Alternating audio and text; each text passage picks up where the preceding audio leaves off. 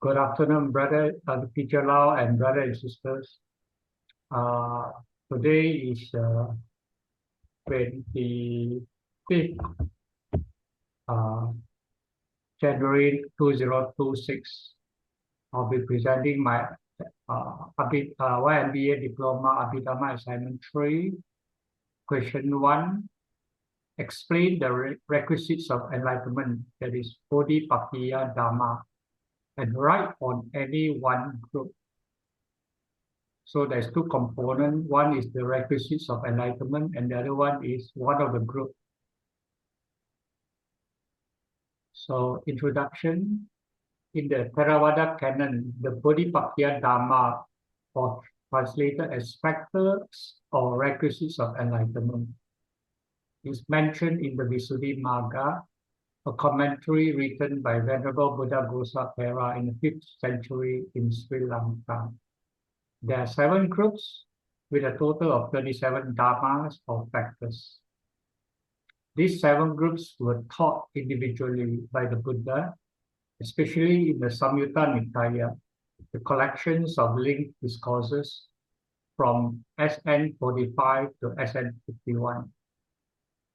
Venerable Buddha Gosatthera collated, arranged, and systematized them and named them Bodhipakkhiya Dhamma. So let's delve into the main topic, the Bodhipakkhiya Dhamma, requisites of enlightenment. The 7 groups of requisites of enlightenment are 1. 4 Satipatthana, or the 4 foundations of mindfulness or contemplation, which is in SN 47. Number 2 is the 4 Patthana, or commonly known as Viriya, the 4 efforts or energy in Samyutta Nikaya 49. The third one is the 4 Iddhipada, or the 4 accomplishments or bases of spiritual powers in SN 51. Number 4 is the 5 Indriya, or the 5 spiritual faculties in SN 48. The fifth one is the 5th group is the 5 Phala, or the 5 powers in SN 50. The 6th group is the 7 Bhujanga, or the 7 factors of enlightenment in SN 46. The 7th group is the 8th group, the 7th group is the 8 Arya Magga, the 8 Noble Path in SN 45. So to help me remember, I use these numbers 444, 5578. Sorry, there's a missing one. 8. So a total of 37 factors, with a few factors that occur more than once. So these are the factors or qualities that the Buddha taught the Buddhas, to the monks to practice, cultivate, and be proficient in, so that it would be to their benefits and lead to their insight and realization of full enlightenment. In the Visuddhimagga, these are collated and compiled as the complete framework for spiritual and enlightenment practice. These make the path, Magga, into workable sets that could grow and mature the ethics, concentration, and wisdom components. There is the Sila, Samadhi, and Panya, and culminate in the realizations of the 4 Noble Truths. Let's go into one group by group. So the first one in the Satipatthana group, it emphasizes on mindful contemplation of the body, feeling, mind, and phenomena, which is Kaya, Vedana, Chitta, and Dhamma Anusati. The purpose is to have continuous, clear awareness, coupled with wise attention of these items with steady and non-reactive knowing, such that it will reveal the impermanence, stress, and non-self nature of all conditioned phenomena, that is the anicca, dukkha, and anatta. The second group in the Patana group, it emphasizes on the four right efforts, namely the prevention of unarisen, unwholesome states, the abandonment of arisen, unwholesome states, the development or arousing the unarisen, wholesome states. And number four is to maintain and sustain the arisen, wholesome states. The purpose is to manage the energy or effort wisely by replacing craving-driven efforts with skillful cultivation of wholesome that would reduce and prevent remorse and regret, among others. The third group is Iddhipada. So in Iddhipada group, it emphasizes on four factors, namely the desire or resolve, aligned with the Dhamma, Chanda Iddhipada. The second one is the energy, Virya Iddhipada, that is steady and balanced. The third one is the Chitta Iddhipada, that is collected. And the fourth one is the investigation, Vimamsa Iddhipada, that has interest in probing and testing. So the purpose is to be focused, concentrated, and purpose-driven practice that could sustain deep meditation, understanding, and subsequently insight. The fourth group is the Indriya group. So in Indriya group, it emphasizes on the five spiritual faculties of faith or confidence. Second, the energy. The third is mindfulness. The fourth is the concentration, and the fifth is wisdom. Or in short, we call it, in Pali, we call it Saddha, Viriya, Sati, Samadhi, and Panya Indriya.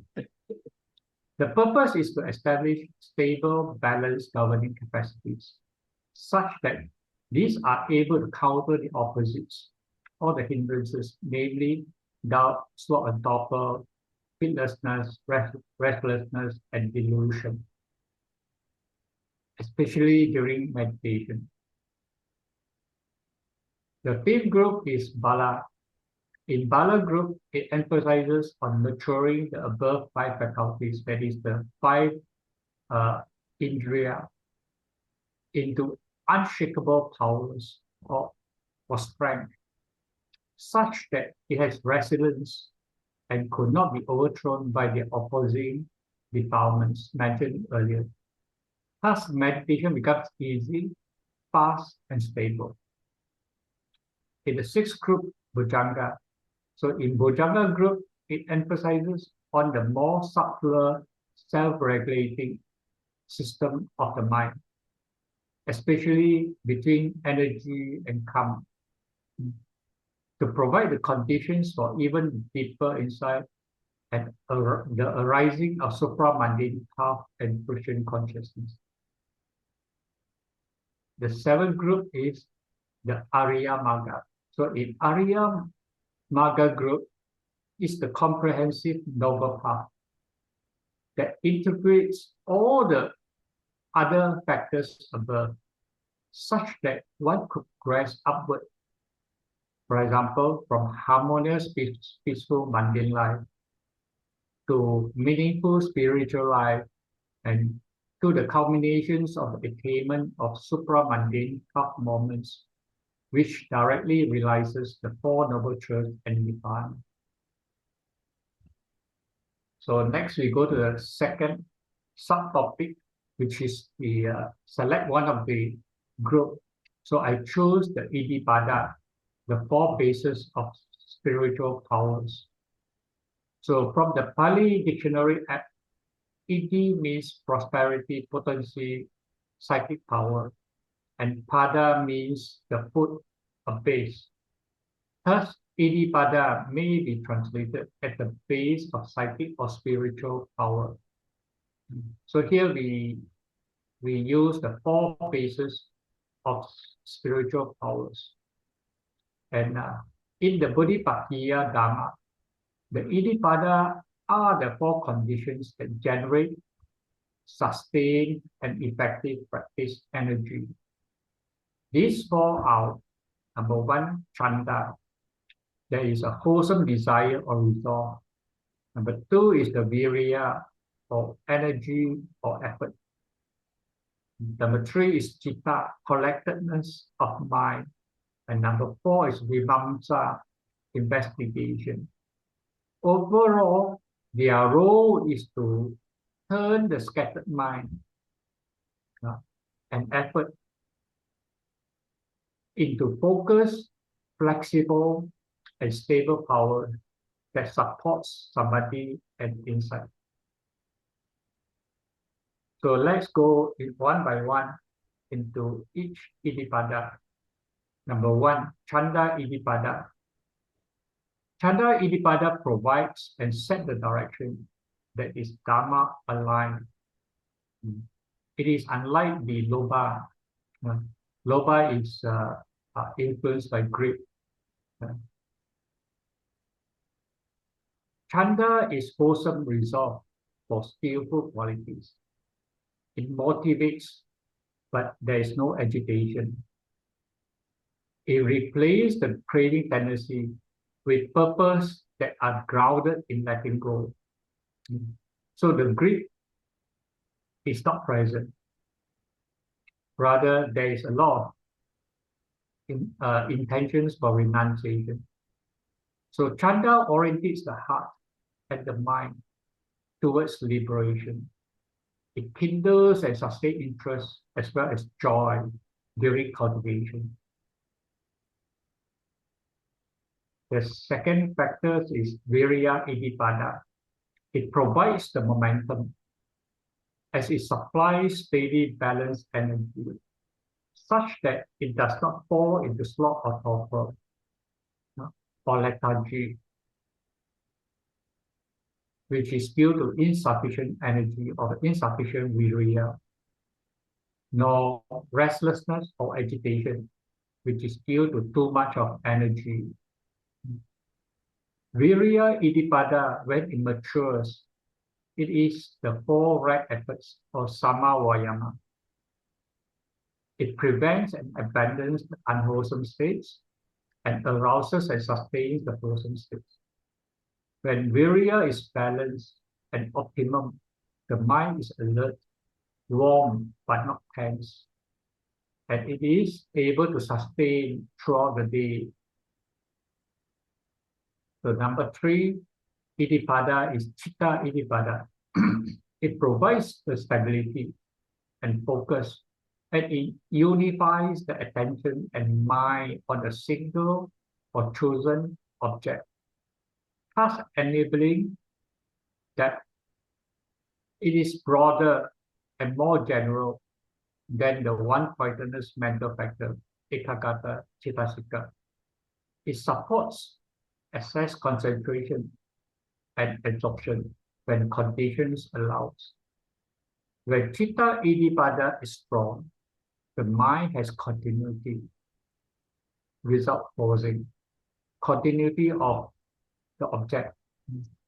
It is at ease, pliable, and has fewer stray thoughts. It is also able to support sustained concentration. That is the samadhi. The fourth factor is vimamsa. Vimamsa Iddhipada provides the feedback as it investigates, tests, and adjusts. It prunes or removes the wrong understanding, the earlier wrong understanding, and the earlier ineffective strategies, and strengthen those helpful and beneficial ones. So Vimamsa is the wisdom aspect, and in Abhidhamma, the reality is wisdom mental factor, Panindriya Chittasika. Thus, Vimamsa diagnoses the causes and conditions, tests the strategies, and learns from the results by bringing in Panya into the loop.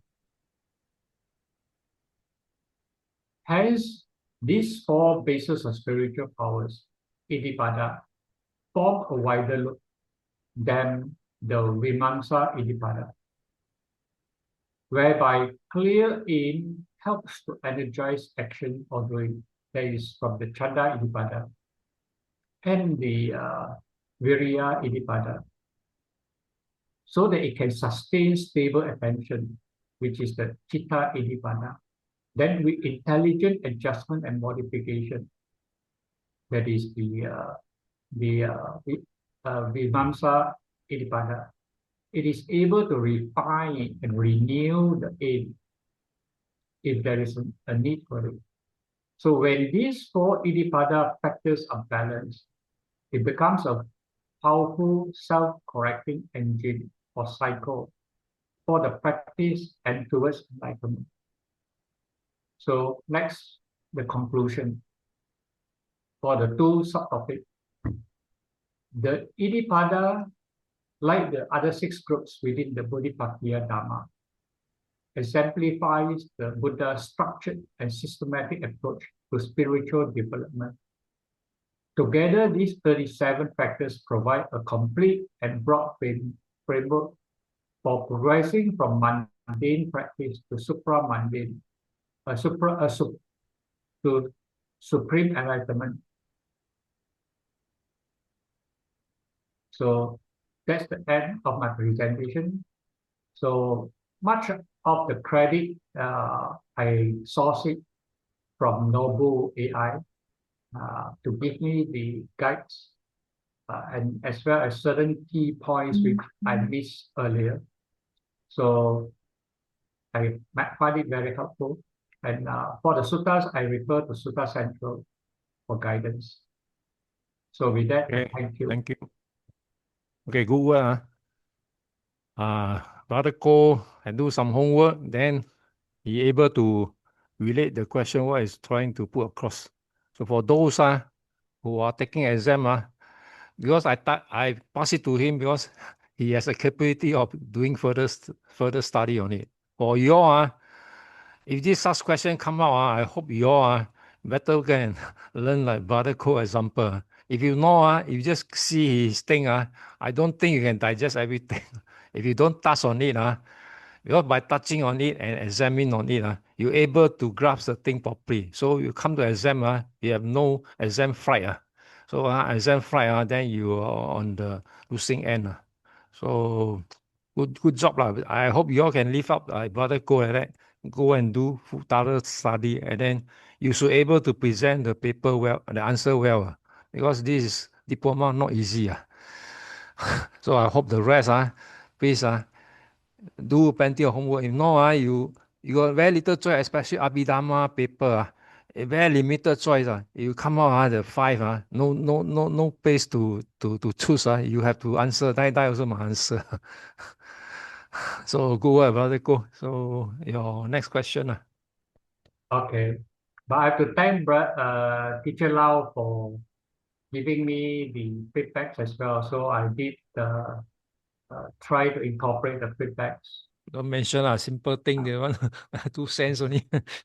Yeah, but it makes it make it smoother lah, and then the presentation more coherent. Okay, so I'll present the 4th questions. The question 4.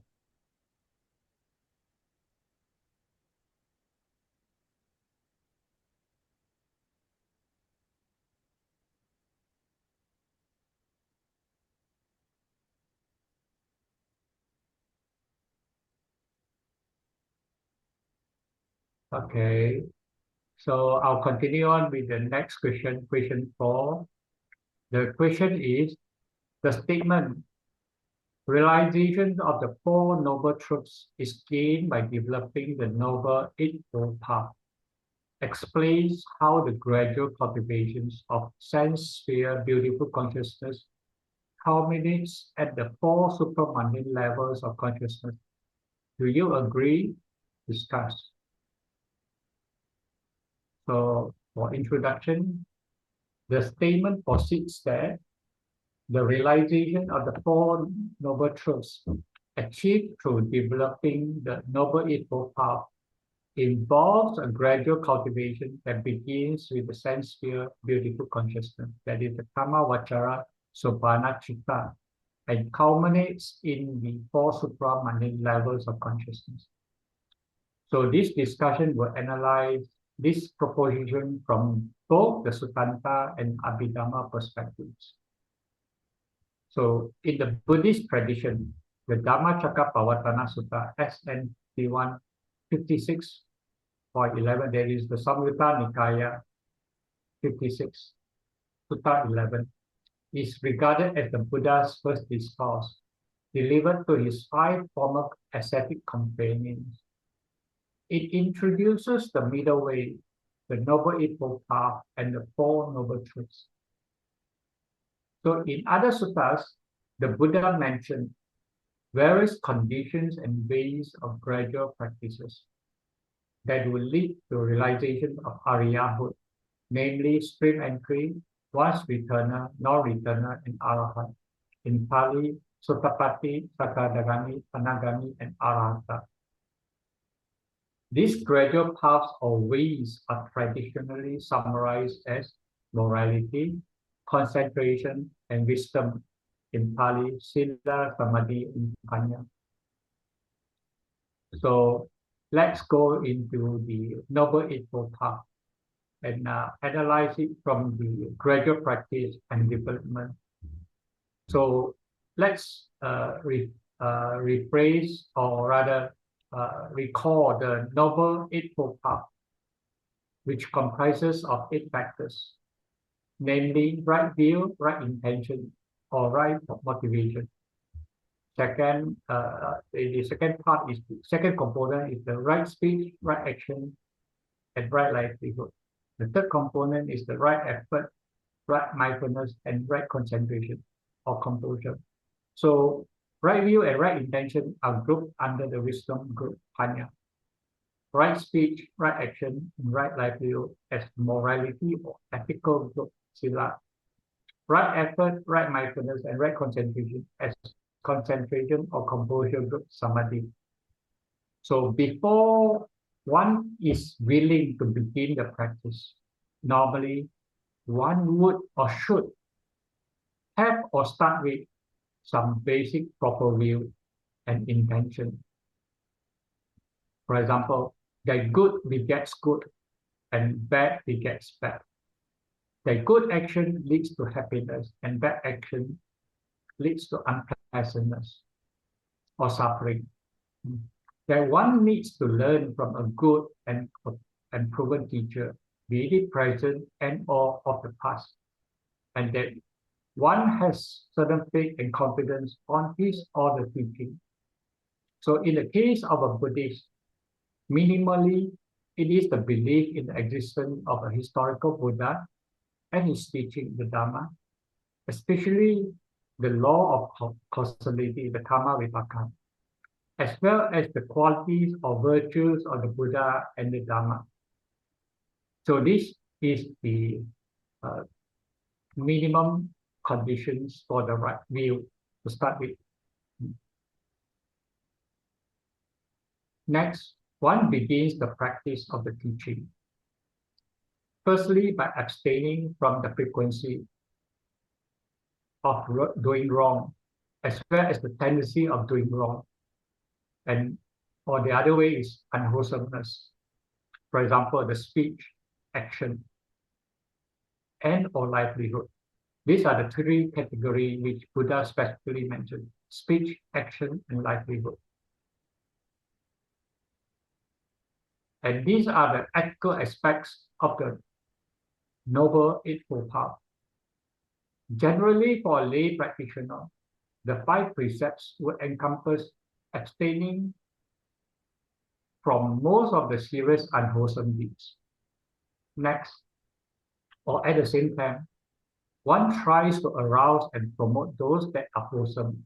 I mean, those that are good, that are beneficial. So the 10 meritorious deeds is a good guide. That is the Dasa Punya Kiriya. So these particular aspects starts with the ethical, the sila aspect. So these morality deeds are gross and more discernible. Thus, it's easier to observe and to start with. In Abhidhamma, these wholesome deeds are the manifestation of sense-filled beautiful consciousness, kama vachara subhana citta, which are rooted in non-greed, non-hatred, and non-delusion. That is the alobha, adosa, and amoha. While the wholesome deeds are the while the unwholesome deeds are the manifestation of the unwholesome consciousness, which is the 12 akusala citta, which have the roots of greed, hatred, and or delusion, lobha, dosa, and moha. So over time, as one practices and develops along the Noble Eightfold Path, the mind has lesser unwholesome thoughts, as well as lesser remorse. One will be able to practice and develop the mind or the composure group, that is samadhi group. And as the samadhi development continues on and grows, so at a certain point, when one has balanced effort and with continuous mindfulness, that means the virya, then we have the sati, and with sufficient concentration or composure, that is the samadhi, one might gain momentary or excess concentration, which is kanika samadhi, and the other one is the excess is the upachara samadhi, and even absorption, which is the jhana.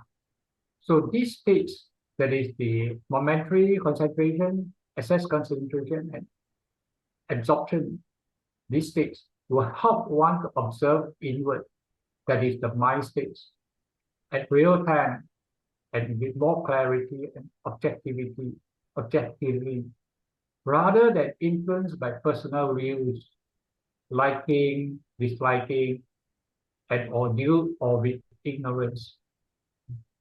So at this stage, the understanding of the mind is improving. So with continuous practice and development, these three mundane groups, or the Lokiya groups, Lokiya state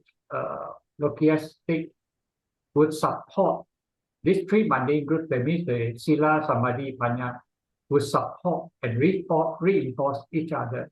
That means it becomes a cycle of self-supporting cycle, such that the wholesomeness would be very dominant, and it substantially increase the supporting conditions. That it goes back and support each other to the development process, that is the spiritual development process.